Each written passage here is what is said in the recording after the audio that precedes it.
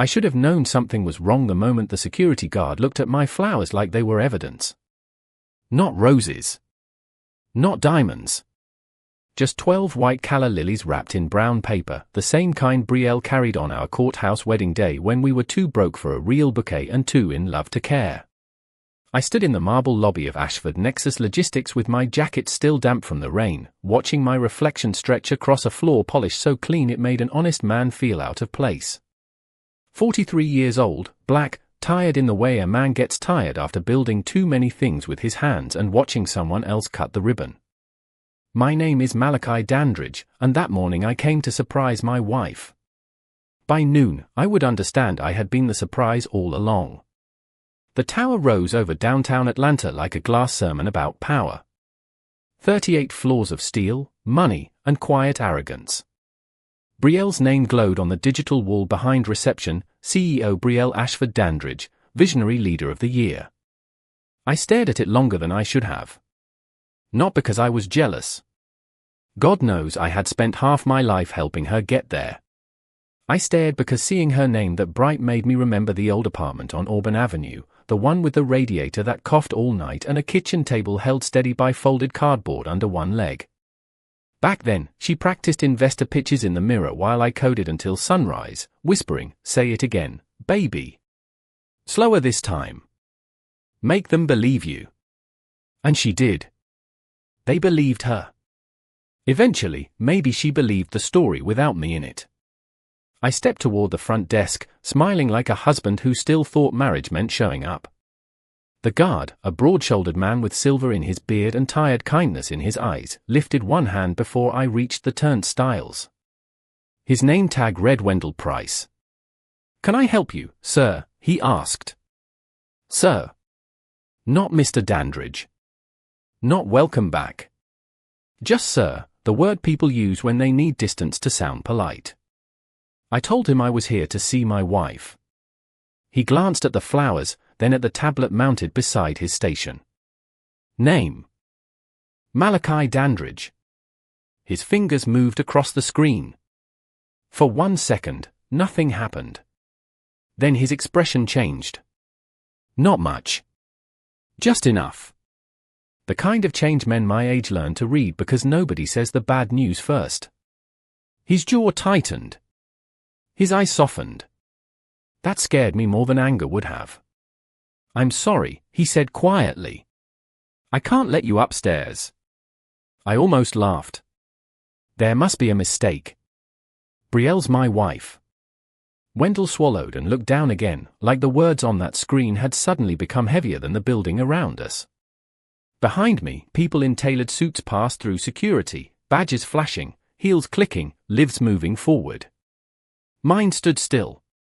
"Sir," he said, lower now, "Mr. Cross is already upstairs with your wife." The flowers shifted in my hand. Paper crinkled like something breaking. "Julian Cross?" I asked. Wendell didn't answer right away. He looked at me the way a decent man looks at a stranger standing too close to a cliff. Then he said the sentence that did what no argument, no rumor, no late-night silence had been able to do. "She told us not to let her real husband in today." The lobby did not go quiet. That was the cruel part. Phones still rang. Elevators still chimed. Someone laughed near the coffee bar. The world kept breathing while mine forgot how. I looked past Wendell toward the private elevator bank, toward the 38th floor where my wife was smiling beside another man under lights I had paid to keep burning. I didn't raise my voice. I didn't throw the flowers. I just stood there with rain on my shoulders, calla lilies in my hand, and the sudden understanding that I had not come to surprise my CEO wife. I had come to attend the funeral of my marriage. I asked Wendell to show me the screen, and for a second he looked like I had asked him to put his hand inside a running engine. "Sir, I'm not supposed to, I'm not asking you to break policy," I said. My voice came out calm, almost gentle, which surprised me because nothing inside me felt gentle. "I'm asking you to confirm why a husband with flowers is being treated like a threat." That word sat between us. Threat. The kind of word companies use. when they want cruelty to sound professional. Wendell glanced toward the reception desk, then toward the cameras tucked into the corners of the marble ceiling. He was a man with bills, a badge, and a job that probably didn't leave room for sympathy. I knew that look. My father wore it every time he chose silence over trouble. Finally, Wendell turned the tablet just enough for me to see. There it was. My name. Malachi Dandridge. Beneath it, a red access flag that looked almost obscene against the clean white screen. Estranged spouse. Possible emotional disruption. Do not permit executive floor access. Notify Julian Cross immediately. I read it once. Then again. The words did not shout. They didn't need to. They entered me quietly, found the soft places, and locked the doors behind them. Estranged. That was news to me. Emotional disruption. That sounded like Brielle. Not the Brielle who used to fall asleep on my shoulder while I debugged code at 2 in the morning. This was CEO Brielle, the woman who could turn betrayal into a memo and make it look like leadership. Who approved that note? I asked. Wendell's thumb hovered over the screen. It says executive request. Whose executive request? He hesitated. That hesitation told me more than the answer. Mr. Cross filed it through internal security, he said. Mrs. Ashford-Dandridge confirmed it yesterday evening. Yesterday evening. I remembered yesterday evening. Brielle had been in our kitchen wearing a silk blouse the color of champagne, scrolling through her phone while I asked what time the award ceremony started. She had kissed my cheek without looking up and said, "Don't worry about coming. It'll be boring." A soft lie. Neat. Folded at the corners. I had believed her because loving someone too long can make you mistake distance for exhaustion. Wendell lowered the tablet. "I'm sorry, mister," he stopped. His eye shifted to the turnstile screen behind me. A small chime sounded. Not the sharp denial tone I had heard for visitors. This one was deeper, cleaner, almost ceremonial. The security panel lit blue. Facial recognition complete. Founder override access granted. Wendell stared at the screen. Then at me. The color drained from his face so quickly I almost felt bad for him. Behind the desk, the receptionist stood up halfway, her smile dying before it fully formed. For the first time since I walked into that lobby, nobody called me sir. Wendell straightened like a man realizing the floor under him belonged to someone else. "Mr. Dandridge," he said, and this time my name sounded different in his mouth. Heavy. Official. Dangerous. I looked at the screen, at the access level Brielle had apparently forgotten existed because I never used it. Founder override. Full building clearance. Executive records. Board elevator. Emergency governance authority. The kind of access you don't give to a husband. The kind you give to the foundation. I slipped the flowers under one arm and stepped closer to the turnstile. My hand didn't shake. That frightened me more than if it had. "Wendell," I said, keeping my eyes on the private elevator doors, "I need you to do 2 things for me." He nodded too fast. "Anything, sir." "First, don't call Julian Cross." I let that settle. "Second, print every security note attached to my name." His throat moved. "Yes, Mr. Dandridge." The turnstile opened with a soft click, polite as a coffin lid. I walked through it slowly, feeling every eye in the lobby follow me. I had arrived as a husband carrying flowers. I crossed that line as something else entirely. And upstairs, my wife was still smiling beside the man who thought he had locked me out. The private elevator waited behind a wall of smoked glass, the kind of door most people walked past without realizing it existed. Wendell used his master key with hands that no longer looked steady. The panel slid open without a sound, revealing a small brass interior, warm lights, dark wood, and a mirror that caught me exactly as I was. Damp jacket. Tired eyes. Flowers tucked under one arm like I had brought softness into a knife fight. For a moment, I saw the man Brielle used to see before the world taught her to measure value in titles. A man who could fix a leaking sink, write clean code, change a tire in the rain, and still remember how she took her coffee. 2 sugars when she was happy. Black when she was scared. The doors began to close, and Wendell stepped back. 38th floor, Mr. Dandridge, he asked. No, I said. Take me to 26 first. His eyebrows lifted, but he did it. The elevator rose, smooth as a held breath. Numbers glowed above the door. 3. 5. 7. Each floor pulled a memory loose. On 7, I remembered the first office, if you could call it that. For desks in a rented room above a tax preparer on Auburn Avenue. The carpet smelled like dust and old coffee. Brielle wrote our company name on a whiteboard in red marker and stood back like she had painted the future. Ashford Nexus Logistics. Her maiden name first because I told her it sounded stronger. She had laughed and said, "You don't mind." I told her the truth. I don't need my name on the door to know what I built. Back then, that sounded noble. In that elevator, it sounded like a warning I ignored.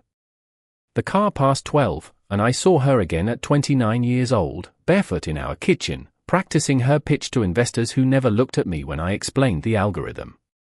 They looked at her. They always looked at her. And I was proud of that.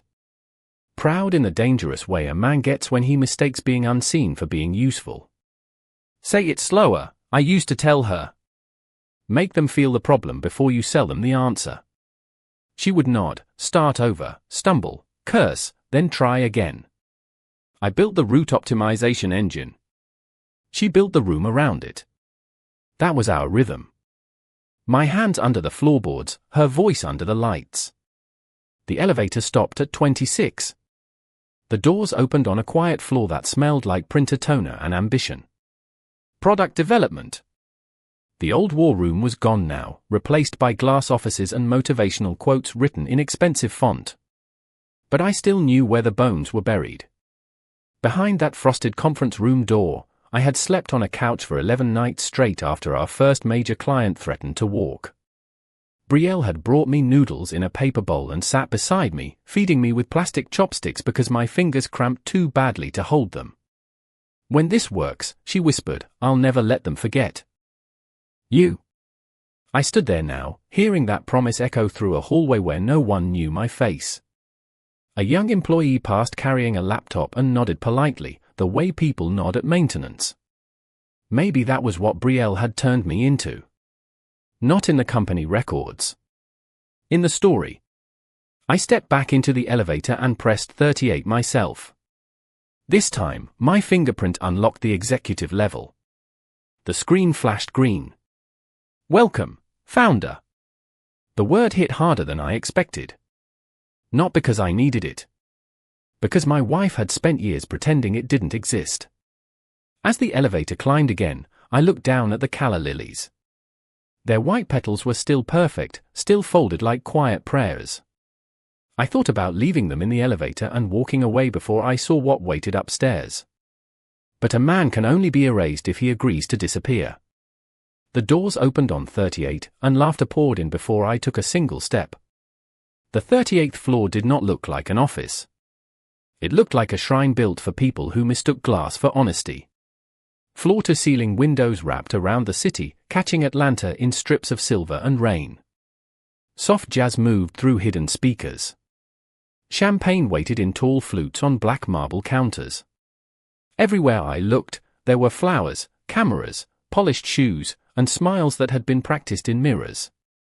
A banner stretched across the far wall in gold letters.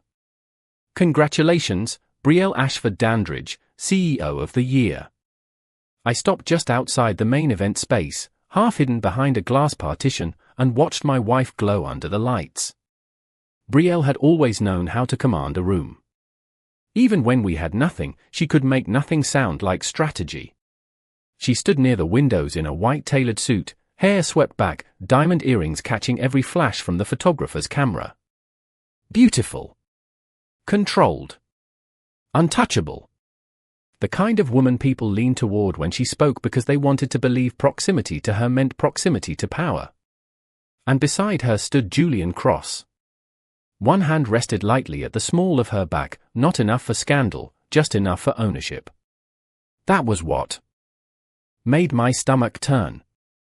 Not the touch itself. The ease of it. The way she did not move away. The way his thumb shifted once against the fabric of her jacket like he had touched that place before and expected no consequences.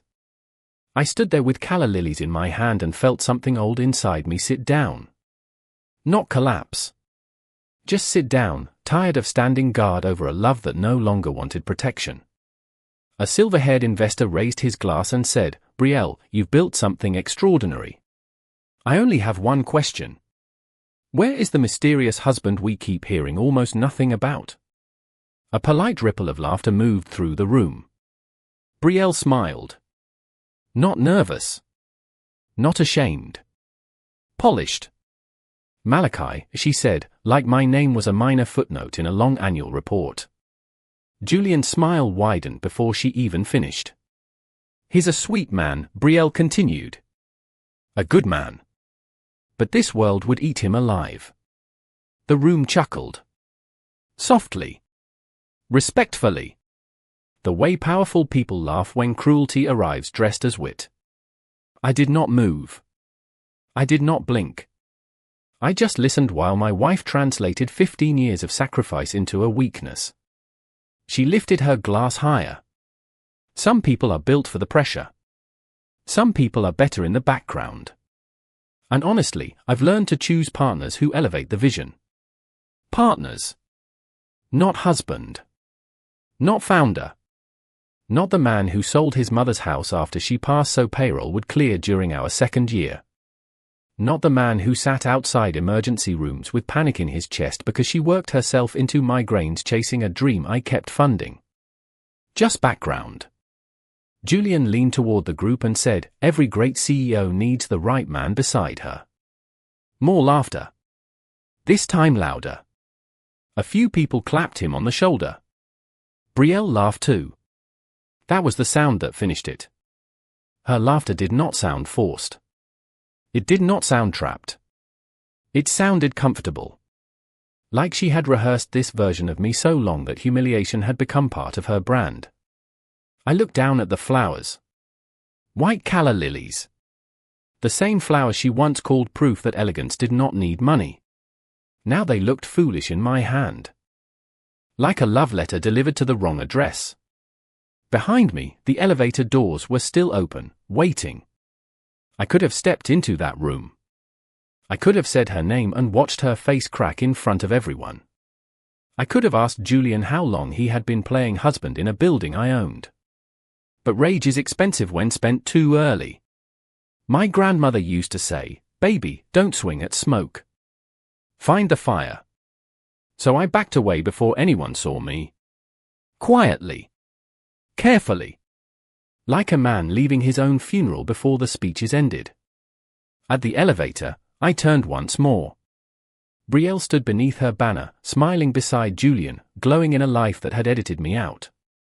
I pressed the button for the lobby and finally understood the security guard had not destroyed my marriage.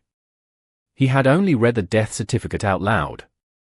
I rode down alone with the flowers pressed against my ribs, and for 38 floors I let the silence do what anger could not. It organized me. Rage wants a door to kick open. Pain wants a witness. But truth, real truth, only needs a record. By the time the elevator reached the lobby, my hands had stopped feeling like mine. Wendell stood near the turnstiles with a manila folder already printed, his face tight with the shame of a man who had realized he was holding someone else's knife. He handed it to me without a word. I opened it beside the security desk. 3 pages.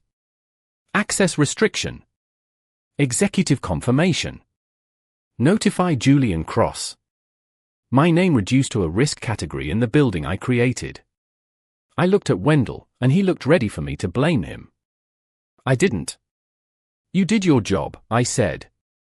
His eyes dropped. "No, Mr. Dandridge." I repeated a lie. That almost broke me more than the note did. I walked out into the rain before my face could betray me. The city smelled like wet asphalt and exhaust, ordinary things refusing to care that my life had just split in two. I sat in my truck with the lilies on the passenger seat and called Naomi a listen. Naomi had been my lawyer since before Ashford-Nexus had a real office, before investors learned to pronounce Brielle's name, before Julian Cross came smiling through the door with cufflinks and poison. She answered on the second ring. Malachi, she said. Just my name. That was Naomi. She could hear a lawsuit in your breathing. I need a full internal preservation notice, I said. Security footage. Executive access logs. All edits attached to my profile. Board communications. Merger drafts. Anything with Julian's fingerprints on it. There was a pause, not from confusion, but calculation. What happened? I looked through the windshield at the tower, at the 38th floor glowing somewhere above the rain clouds. My wife tried to lock me out. Naomi exhaled once. Of the marriage or the company? I closed my eyes. That was the question, wasn't it? Both. Within 20 minutes, her office moved like a storm with letterhead. Litigation hold notices went out. Servers were mirrored. Security archives were pulled before anyone upstairs knew the floor had shifted. By 4 o'clock, Naomi called me back. Her voice had lost all softness. You need to come in.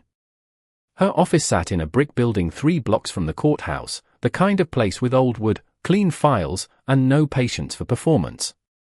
She spread the documents across a conference table under a yellow lamp. First came the lobby footage. Me with the flowers. Wendell stopping me. My face when the sentence landed. I watched myself become a stranger in real time. Then came the access logs. Julian Cross had submitted the restriction request at 7:42 p.m. the night before. Brielle confirmed it at 7:49. 7 minutes. That was all the time it took to erase a husband when the wife was willing. Naomi slid another sheet forward. It gets worse. It always does. There were emails between Julian and outside counsel. Not divorce counsel. Corporate counsel. Draft merger language. Preferred share dilution models. A restructuring proposal designed to weaken Dandridge Strategic Trust's voting control before the end of the quarter. My chest went cold in a way heartbreak alone could not manage. This was not just betrayal with perfume on its collar. This was architecture. They had not only made room for Julian in my wife's life. They were trying to make room for him in my company. Naomi tapped the final page. Found a consent clause blocks all of it. Unless they remove you or make you look unstable. Emotional disruption. Possible threat. Estranged spouse. Suddenly every word on that security note had teeth.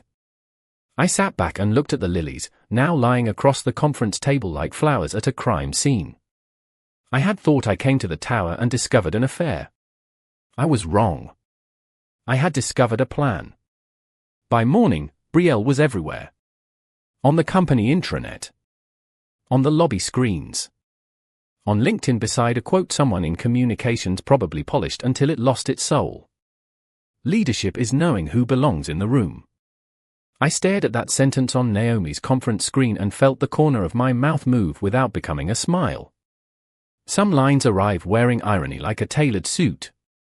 Brielle stood in the photo with one hand resting on the podium, chin lifted, eyes bright, every inch the woman Atlanta business magazines loved to call unstoppable.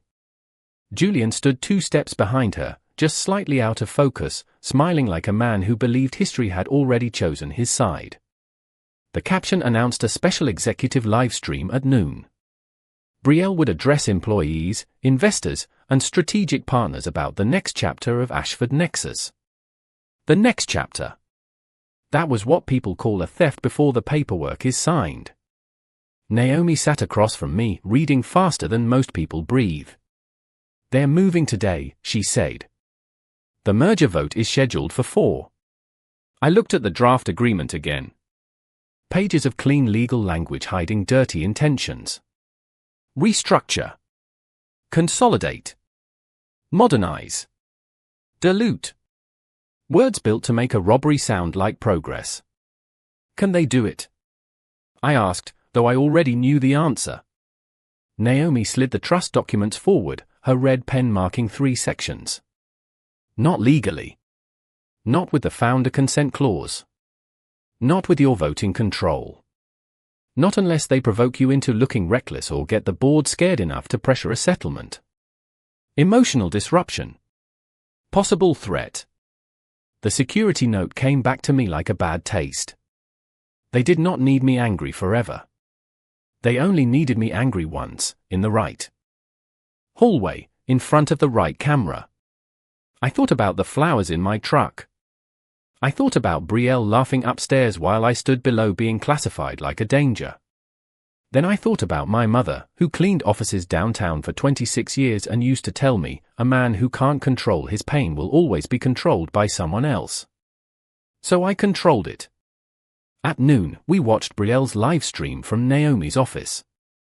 Brielle stood before the whole company in that same white suit, voice smooth as poured cream. She talked about resilience. Vision. Female leadership.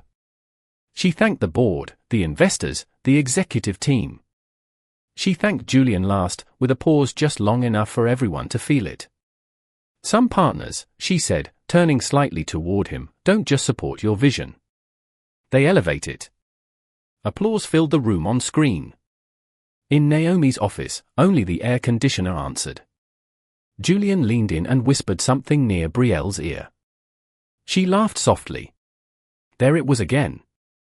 That comfortable laugh. The sound of a woman not trapped in betrayal, but settled into it. Naomi paused the video. Enough, she asked. I nodded once. Enough. By 1:15, majority written consent notices went out to every board member.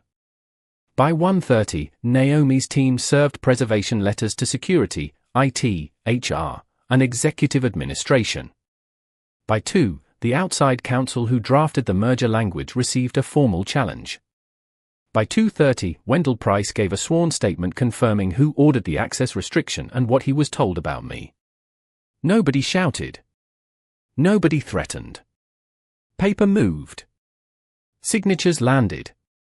The quiet became a machine. At 3:45, Brielle sent me a text for the first time all day. Hope you're having a peaceful day.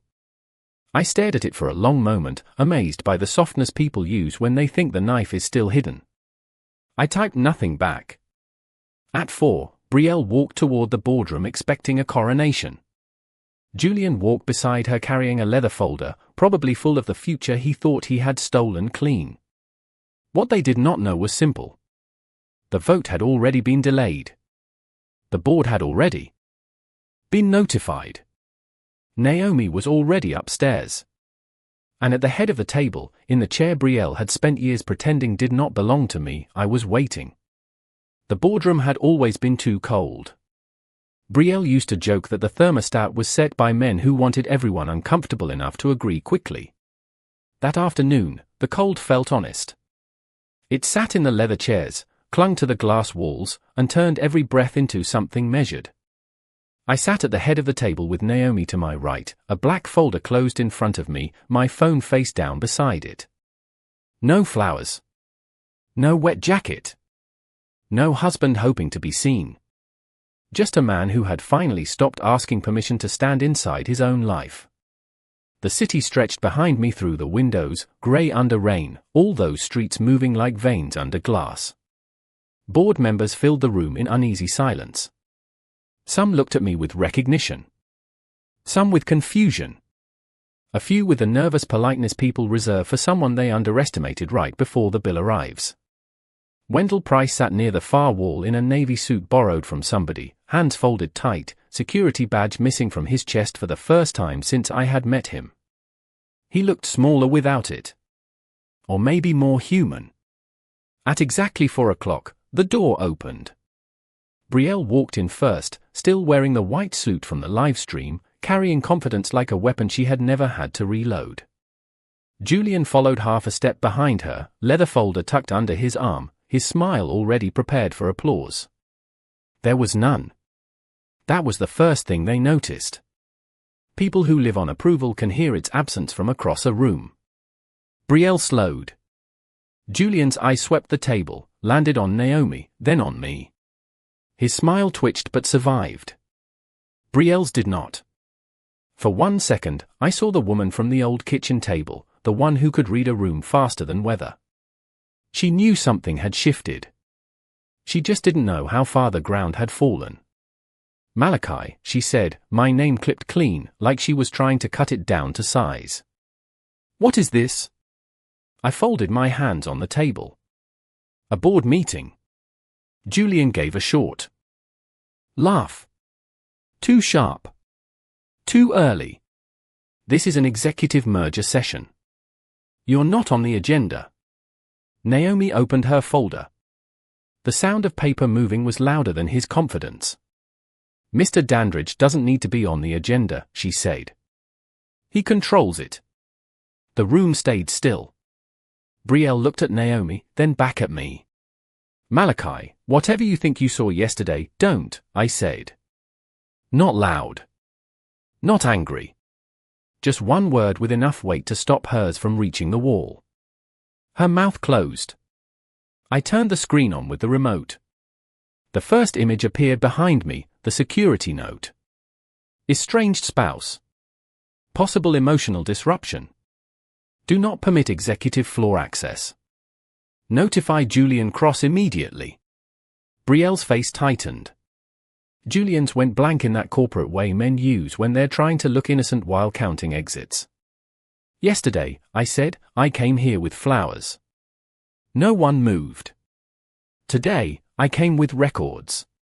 Naomi clicked to the next slide. Found a consent clause. Dandridge Strategic Trust. 68% voting control. Beneficial controlling authority, Malachi Dandridge. The words filled the screen like a verdict that had been waiting years to be read aloud. One board member removed his glasses. Another leaned back slowly. Julian's fingers tightened around his folder. Brielle stared at the screen as if the letters had betrayed her personally. I almost felt sorry for her. Almost. You told this building I was a disturbance, I said. You let him file me as a threat.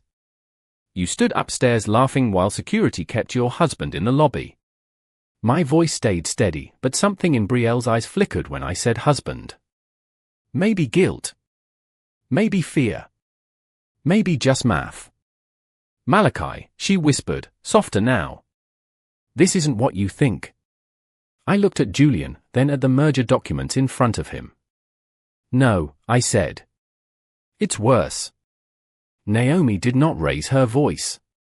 That was her gift. Some lawyers perform outrage like theater. Naomi used facts the way surgeons use steel. Clean. Precise. No wasted motion. She stood, clicked the remote, and the screen changed from the trust documents to a timeline. 7:42 p.m., Julian Cross submitted a security restriction against me. 7:49 p.m., Brielle confirmed it from her executive account. 8:13 p.m., outside counsel received a revised merger draft. 8:27 p.m., dilution models were forwarded to Julian's private email. Every timestamp landed on the table like a nail going into wood. Julian shifted in his chair. This is being taken out of context. Naomi turned one page. Then you'll enjoy the full context.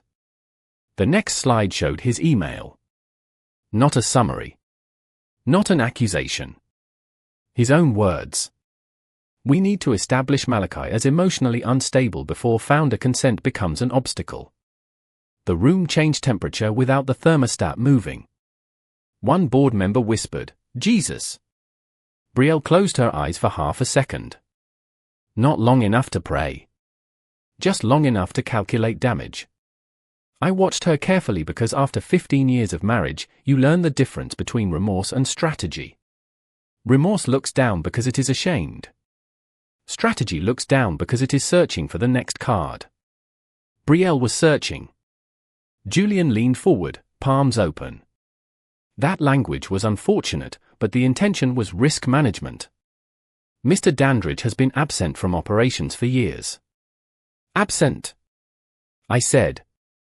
The word tasted bitter. I opened the black folder in front of me for the first time and slid a document across the table. Payroll Bridge, Year 2. Signed by me. Server Expansion Loan, Year 4. Signed by me. Emergency Investor Buyout, Year 7. Signed by me. Patent Assignment, Routing Engine, Original Author, me. Naomi clicked again. Each document appeared behind me, larger than memory, harder than denial.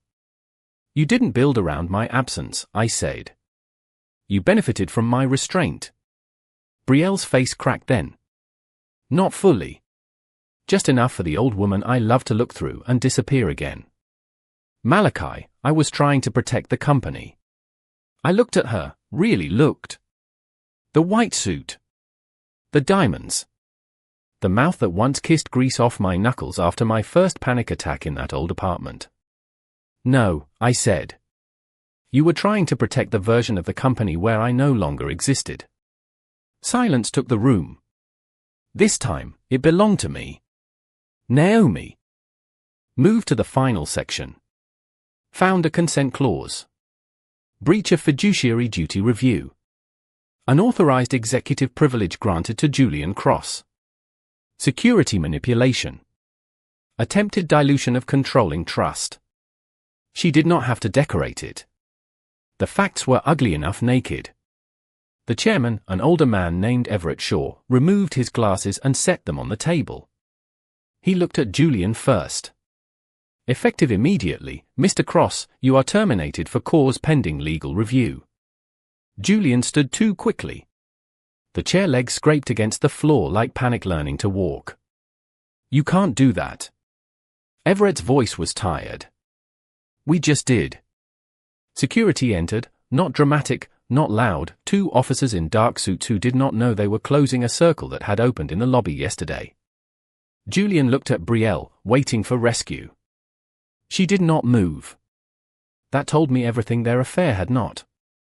He had been useful until saving him became expensive.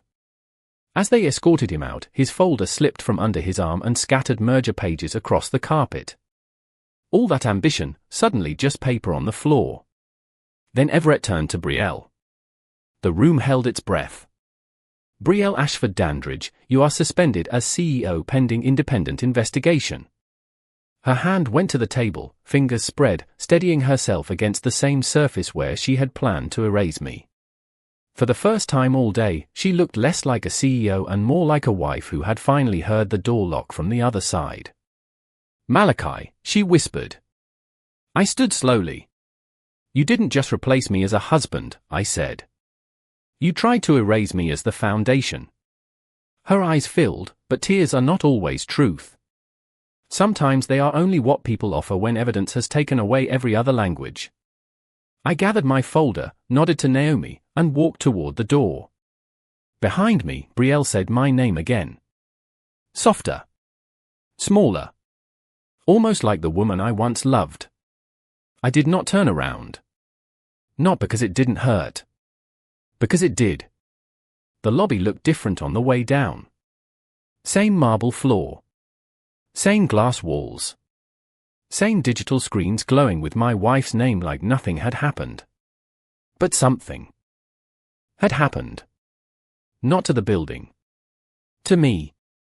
Yesterday, I had stood in that same lobby holding flowers, waiting for permission to love a woman who had already turned my devotion into a liability. Today, the turnstiles opened before I reached them. That little click should not have meant anything. It meant everything. Wendell Price stood beside the security desk, shoulders stiff, eyes tired.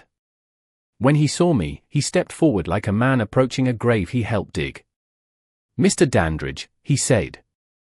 I owe you an apology. I looked at him for a long moment. Behind him, the same printer hummed. The same camera watched from the corner. The same desk where my marriage had become a red warning note. "You told me the truth," I said. "That's more than she did." His face tightened. "I should have questioned it." "You had a badge," I said. "They had power." Most people confuse the two. He swallowed, and I could tell those words would stay with him longer than the shift. The calla lilies were still on the side table near reception, where Naomi's assistant had placed them after bringing my truck keys upstairs. Their white petals had begun to soften at the edges. Still beautiful. Still too late. I picked them up and felt the paper crinkle in my hand one last time. Then the elevator chimed behind me. I knew before I turned. Some sounds carry a person's shadow. Brielle walked out of the private elevator without her crowd, without Julian, without applause. Her white suit looked less like armor now and more like something she had borrowed from a woman who no longer existed. Her eyes were red, but her makeup held. Brielle always knew how to keep the surface intact. "Malachi," she said. Not CEO voice. Not stage voice. Wife voice. The one that used to find me in dark rooms after long days and ask, "Are we going to be okay?" I hated that voice for still having a key somewhere inside me. "Can we talk?" she asked. I looked around the lobby. Employees pretended not to watch. Wendell suddenly found something important on his desk. The whole building seemed to lean closer. "We talked for 15 years, I said. "You just stopped listening." Her mouth trembled. "I made mistakes." "No," I said. Quietly. "You made choices. Mistakes are what people do when they don't know the cost. You knew." That landed. I saw it hit her chest, saw the breath leave her. "Julian meant nothing," she whispered. Strange how people offer that sentence like it helps. As if destroying something sacred for nothing is better than destroying it for love. I looked at the flowers between us. "Then you sold me out for less than I thought." Tears finally slipped down her face. Real or not, I no longer had the strength to investigate them. "I was scared," she said. "Scared that if people knew how much of this came from you, they'd stop seeing me." For the first time, she said the honest thing. And maybe in another life, before the security note, before the laughter, before the merger draft, that honesty might have opened a door. But some doors do not close loudly. They close softly, after years of being left open too long. "Brielle," I said, "I never wanted them to stop seeing you. I just didn't think loving you meant I had to disappear." She covered her mouth with one hand. The diamond on her finger caught the lobby lights. My ring felt heavy in my pocket. I had taken it off upstairs, not in anger, but with the quiet care of a man removing a bandage from a wound that needed air. I placed the calla lilies on the security desk. Not in her hands. Not at her feet. There. Exactly where the truth had first found me. "Yesterday, you needed security to keep me out," I said. "Today, you need my name to stay in." That isn't love. That's dependence wearing perfume. She reached for me, then stopped herself. Maybe she finally understood that access and permission were not the same thing. I walked toward the front doors. Rain had stopped. Atlanta shone under a thin gray light, the kind that comes after a storm but before anyone is ready to call the day beautiful. Brielle said my name once more behind me. Softer. Broken. I did not turn around. Outside, the air felt cold and clean. Naomi waited beside my truck, holding 2 folders. One was corporate. One was divorce. Life has a cruel sense of organization. "You ready?" she asked. I looked back at the tower. For years, I thought my purpose was to stand beneath someone else's dream and keep it from falling. But love that requires your erasure is not love. It is a room with no windows, and I had finally found the door. "Yeah," I said. "I'm ready." 6 months later, Brielle resigned before the investigation finished. Julian disappeared into consulting, which is where men like him go when consequences need better branding. Ashford Nexus survived, smaller but cleaner. Wendell became head of ethics and security training. Naomi called that poetic. I called it fair. As for me, I kept the company, but I stopped hiding from my own name. I started a foundation for young black engineers who had been taught to stay useful and invisible. The first scholarship letter I signed with my full name felt heavier than any contract. Sometimes people ask if I hate Brielle. I don't. Hate is still a kind of holding on. I loved her once, deeply enough to build beneath her. Then I loved myself enough to walk away. And that is the part nobody tells you about betrayal. The worst moment is not when someone locks you out. It is when you realize how long you had been waiting outside with the key in your hand.